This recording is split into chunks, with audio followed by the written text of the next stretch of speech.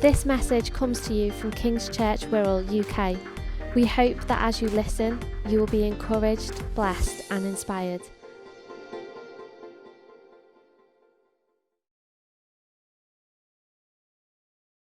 Well, I feel privileged to be called back. Not many people call me back after hearing me once, so I really am very excited to be here. And I'm really pleased that Katia has been able to join me this morning. Katia is living with us. She's from the Ukraine. Katia has worked in Belarus for us. Her husband is still in Belarus and he's stuck there at the moment. We're trying to get him out. And the paperwork is proving quite difficult to try and get him out. He's got his visas, but they're not allowing him across the border into the UK. So Katia is waiting for her husband to join her to come and live with us. Katia was in southern Ukraine when the war broke out. Her parents are there. Her mum and dad are pastors, and they're running a refugee centre down in southern Ukraine. She will tell you more about that shortly. But I just want to start off, with a bit of Latin. Now, I was thrown out of school at the age of 13, so I never did Latin. I struggled with the English, never mind the Latin. But there's a word that I'm very fond of, and it's this word compassion. If you get nothing else out of today, if you remember this, compassion should never go out of fashion. And how important that is. When Jesus was troubled, his best friend had just been murdered. He had his head cut off and presented to the Queen. And he was there. He was pulling aside to get some space and to get him to think things through. And yet the crowd followed him. And during that time, it says, Jesus took compassion on the crowd. You could imagine the disciples all saying, well, just send them away, Lord. Just, send them off into the countryside. But it says, no, Jesus showed compassion. The Latin in compassion, it's made up of the word com, which means with together. And pati, the other part of it, is to suffer with those who suffer and suffer together. Bringing the word together is compassion. And that our Lord just showed compassion for those in great need wherever we are. Now, today, I'd just like to share a word of scripture with you. And it's from the first letter of John. This is how we know what love is. Christ gave his life for us. We too then ought to give our lives for our brothers. If a rich person sees his brother in need, it closes his heart against his brother. How can we claim that he loves God? My children, our love should be not just words and talk. It must be true love, which shows itself in action, which is compassion.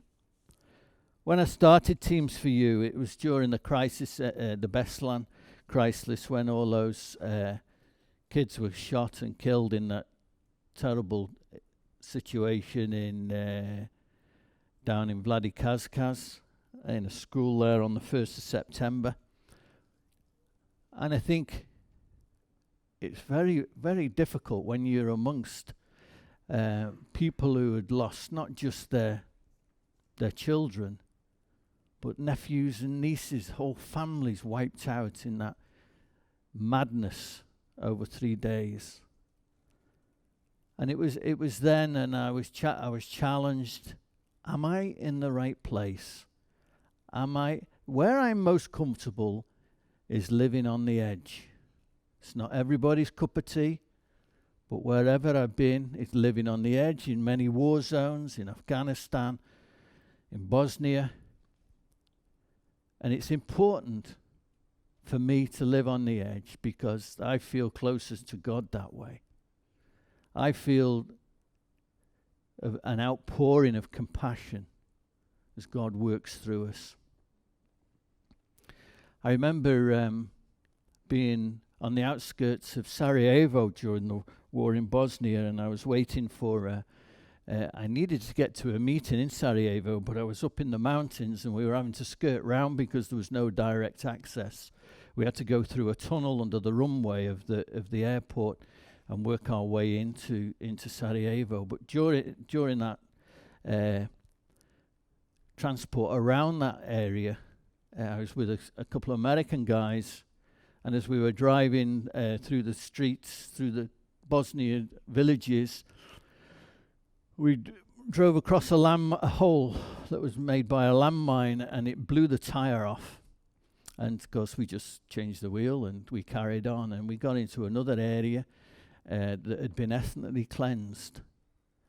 So ethnic cleansing is is a shocking thing that happens where they either kill you or they just move you out of an area, or a village or a town.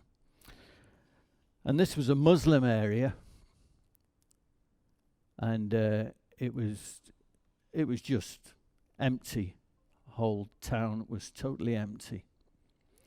And again, the same thing happened. We went over another hole in the ground, and it blew the tire off the spare. And I thought, we're up the creek without a paddle here because no tools to do anything. And I saw the light on in a house, a candle lit, just flickering in a window. I thought, I'm going to go and knock that door. Now, there should have been nobody there because it had been ethnically cleansed. But a woman answered the door. Now, a woman shouldn't have answered the door because it's a Muslim area, so there shouldn't have been any women there. And she invited us in, and she said, you really shouldn't travel any further because it's too dangerous at night. And we went into this building, and she gave us the tools, and we repaired the wheel and pumped it up, and these American guys that were with me were insisting on continuing the journey. We got a bit further up the road, and there was a skirmish and there was gunfire, so we decided to turn around in a field and go back to the house and stay there the night. Got back to the house, the woman had gone. Incredible, there was nobody. We stayed the night, made our way next day.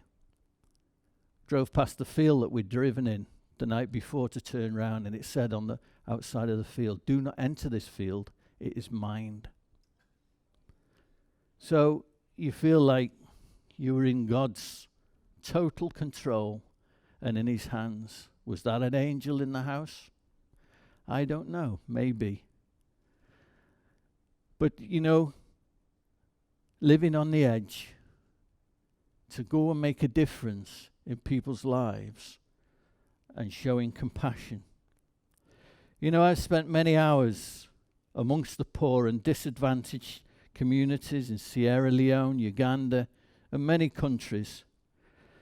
And reflecting on what I'm doing with my life, I remembered something I wrote when I was in my 30s, when I stopped playing church and began wondering, is there more to following God than repeating Bible verses and knowing all the hymns by heart? Is there something more to being a Christian than telling other people what you believe, than hoping your life matches up with the words? The conclusion I came to, that true Christianity is not just saying, yes, I believe in Jesus, then living a good moral life. True Christianity is making the choice to say, yes, I will follow you, Jesus. Whenever you call me, because my life belongs to you. For me, this has been the decision of a lifetime. And probably one of my biggest inspirations in the work that I do is Mother Teresa. And she said, I know that God has not give me more than I can handle. I just wish that he did not trust me with so much. And how often, we are called to be servants, not teachers or leaders. We're called to be servants. And that's what God wants us to do, whether it's here in this community, giving out the leaflets, or whether it's overseas, working amongst the poor. I just want to go through. People said to me last time, "Can you tell us more about Teams4U?" So I thought that I'd put a little PowerPoint presentation together and go through it with you this morning and just share what we've been doing in different areas.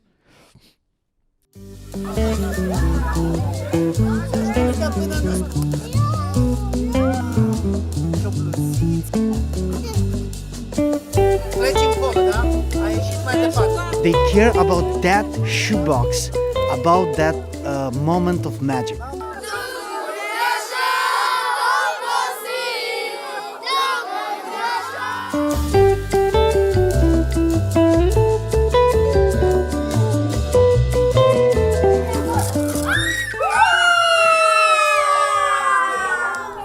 And that moment, which is take just a few seconds, everything disappear, is just the joy, is child and the shoebox. And everything and all the efforts we've made is to build that moment of magic.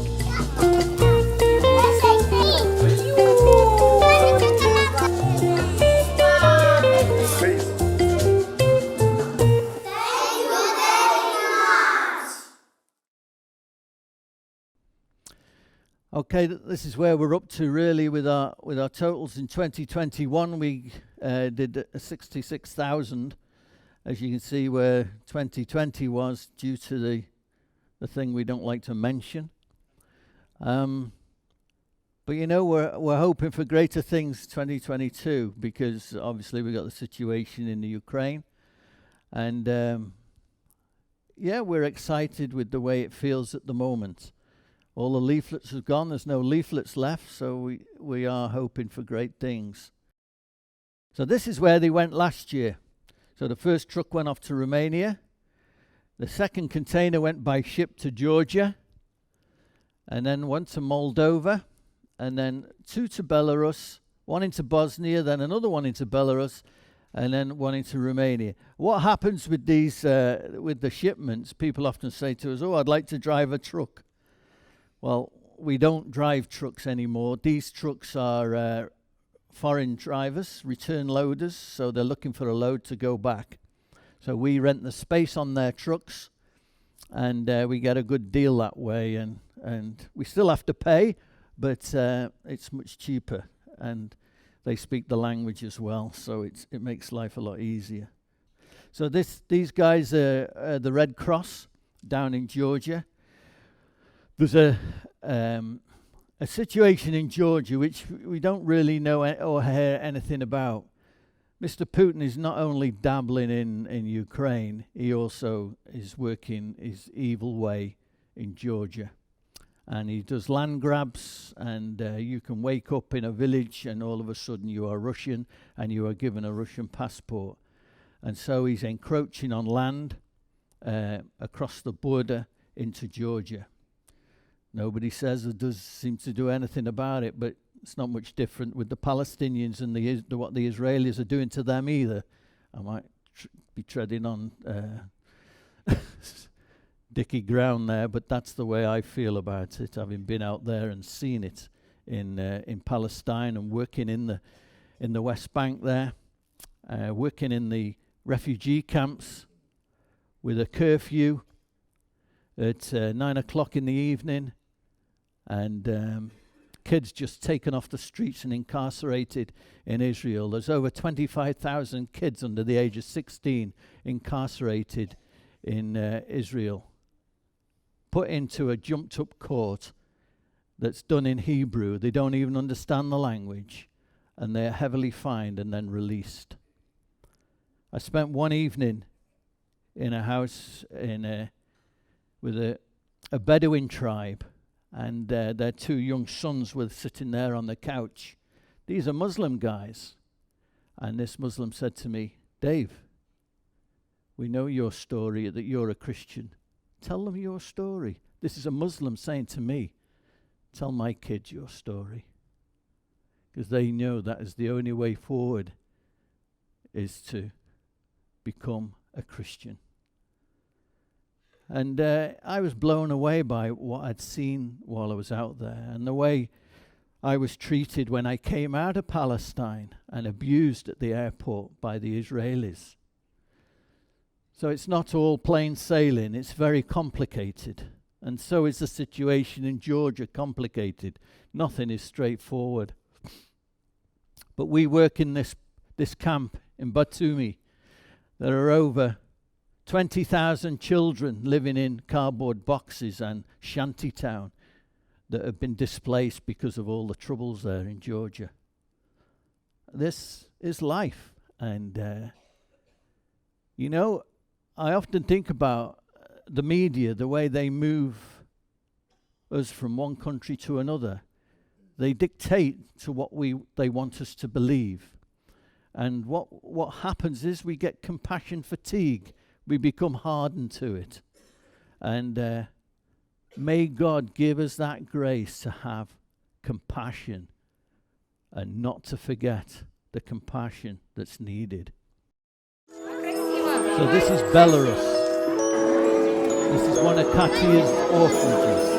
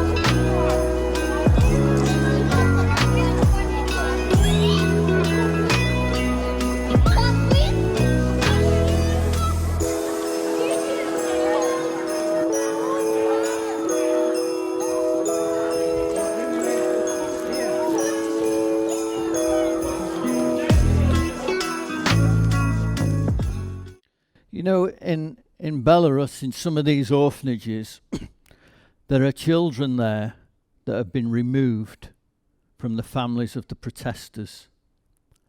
Their children are just taken from them. They're incarcerated, and they will never see them again. I don't know how many people are leaving the country. I'm sure Katia will be able to tell you that. But it's phenomenal amounts of people that are leaving, coming out of Belarus. It is a terrible place to live right now, and so it's a struggle.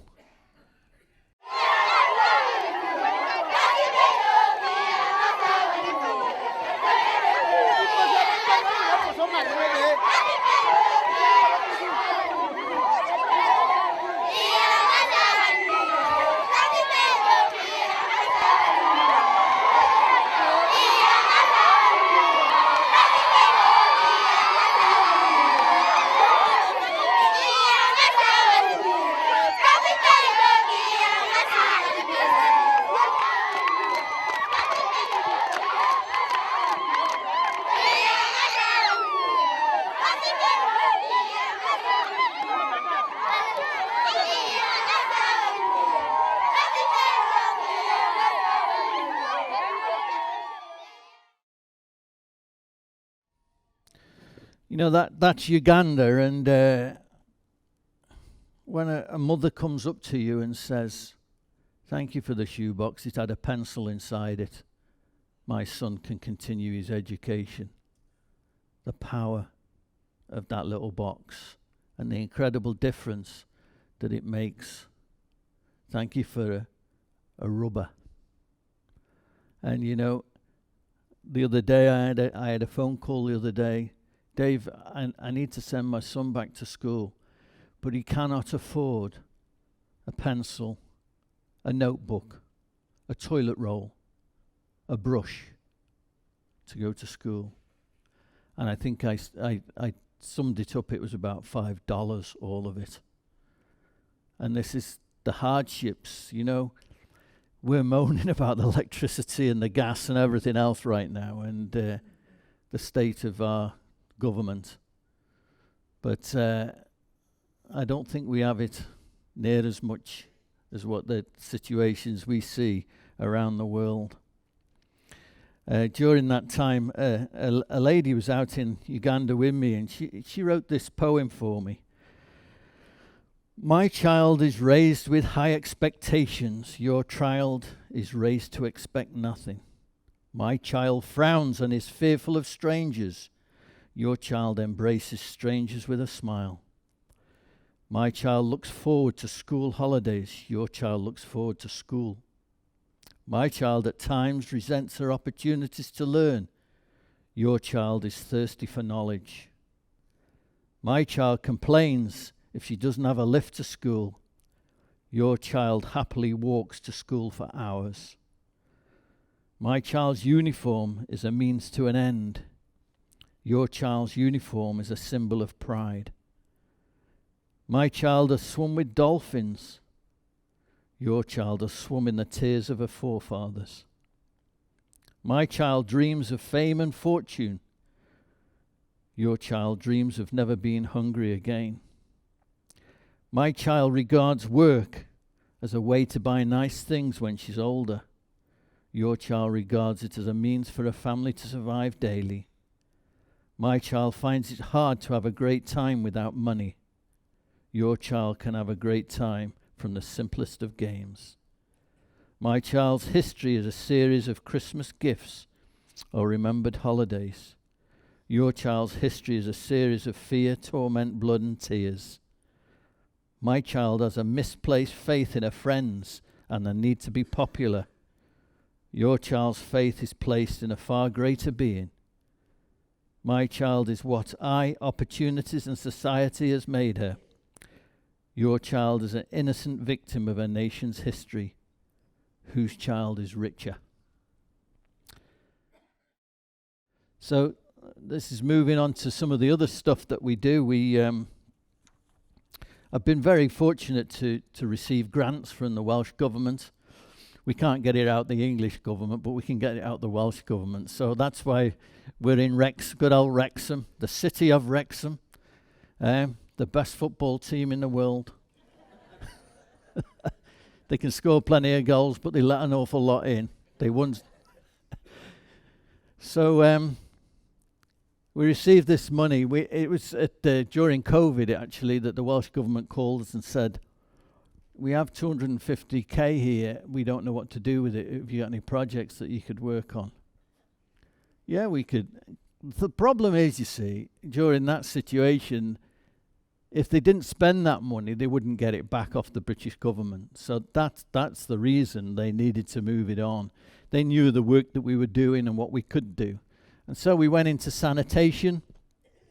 We quickly put in water into clinics and small hospitals and maternity units, and it was amazing. I mean, was it last week? Not last week, the week before, I stood in a little village maternity unit with a doctor there. His name was Alice, and we dug down 20 foot into the ground to break into water. Then we pumped it up into the container, the plastic container, and then we do what we call gravity feed. So the pressure is from the height, and it feeds into all the units. No running water in a maternity hospital. How do you think about that? In this day and age, I stood there when the water came out of the ground, and I've never seen such celebration. They got nothing in the hospital at any rate. She had a pair of tweezers for forceps delivery, and it was very sparse. But they did have running water. Previous to that, if you were giving birth, you had to carry a 25-kilo jerry can on your head to the hospital for water for during your delivery. And I happened to be there before water was in there, and they were delivering babies. And when the baby came out, they just pour a bucket of water, wash it off like that.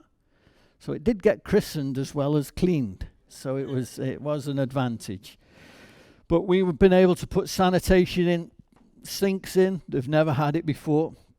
Another program we do is the Dignity program, where we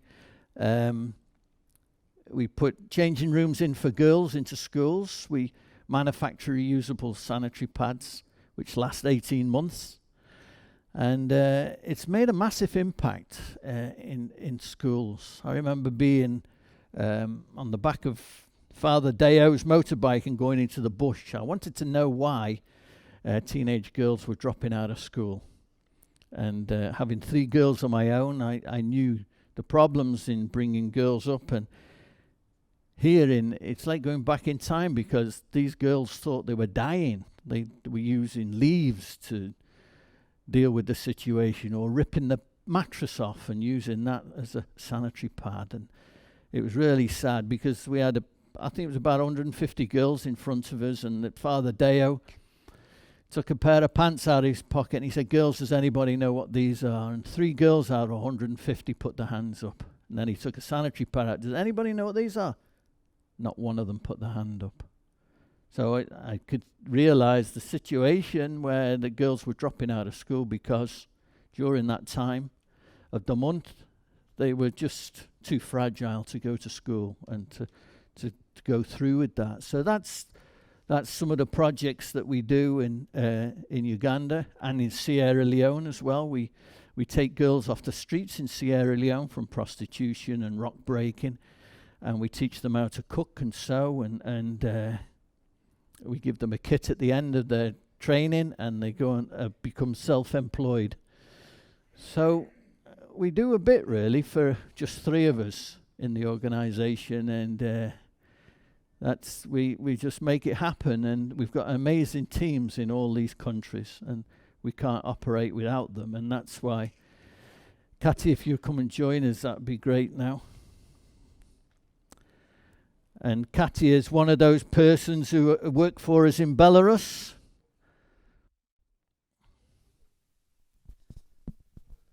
Hi, my name is Katya. I'm glad to be here with Dave. I'm from Ukraine, and my husband from Belarus, and we met with Dave 8 years ago when I was married. And 8 years ago, when war started in Ukraine, Teams4U and my church, we prepared camps for kids who orphans because war. Parents died in war in Donetsk and Lugansk region. We took these kids, it was 60 kids, and we prepared amazing camp. And Dave's daughter was in this camp, and that's why we started work together. Tell us about your mom and dad. I lived in Belarus with my husband, but February 5, I go to my parents, invite my parents. I don't think war started. I think it's only like news. It's not real. And I was at home. It's like holiday. We have a good time with my parents because I have 2 sisters, 2 brothers, big family. And my granddad sick COVID, go to the hospital, and I say I will stay. And 24th of February, war started. I wake up and saw news, war, and wow. And I heard like alarm, like siren, and it was like dream. And I asked my parents, go with me, go to Poland or I don't know, everywhere. But my father said he can't leave. It's like, for example, ship. If ship go down, captain left ship last. Sorry for my English. It was my father's answer. and we had 7 church in our town, and 6 pastors left Ukraine. Only my father stayed, and he said, I have a lot of work here with people, with Christian and with refugees. And my mom say, I'll stop. I left here too, and I cried maybe 2 days because I don't know. I will don't see my family. And Dave and Teams4U helps me to move country to Poland. I was in Poland because my region, my town near Russian occupation. It's 30 kilometers near Russia now. It was Ukraine, but now it's Russia. And we have 6,000 refugees in our town. And every day my parents feeding people, do medicine, pray. A lot of people have difficult stories, many pains because damaged, and they have a lot of problems, and they need a bed, only bed, not apartment. They need a bed, and they help every day. I saw every picture what my father sent me. It's new faces. It's new faces. I asked, a lot of it. He said every day, new refugees every day, because war near our town, but our town is safe place. Praise the Lord. Yeah, and Teams4U support them. It's miracle, because we can do from here. We can do good deal. Sorry. So is there anything else you want to say? Anything else? No, I want to say thank you. Thank you, everyone. Thank you for your praise. Thank you for your help. Thank you for your invite us with Dave. And so I'm glad to be here. Thank you.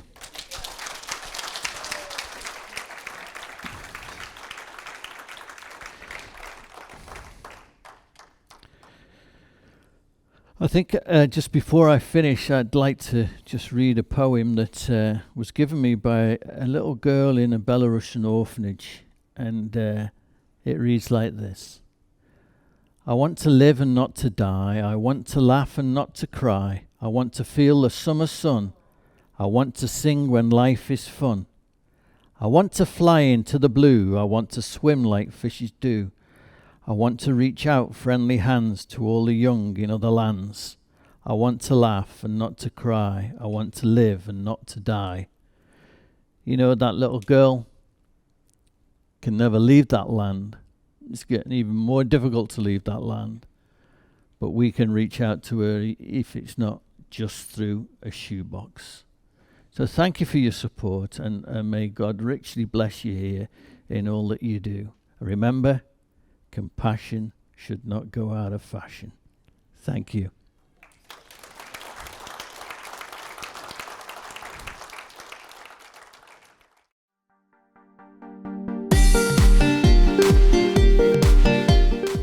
We hope that you've been blessed by this message. If you have any questions or comments, please contact us at www.kingschurchwirral.co.uk.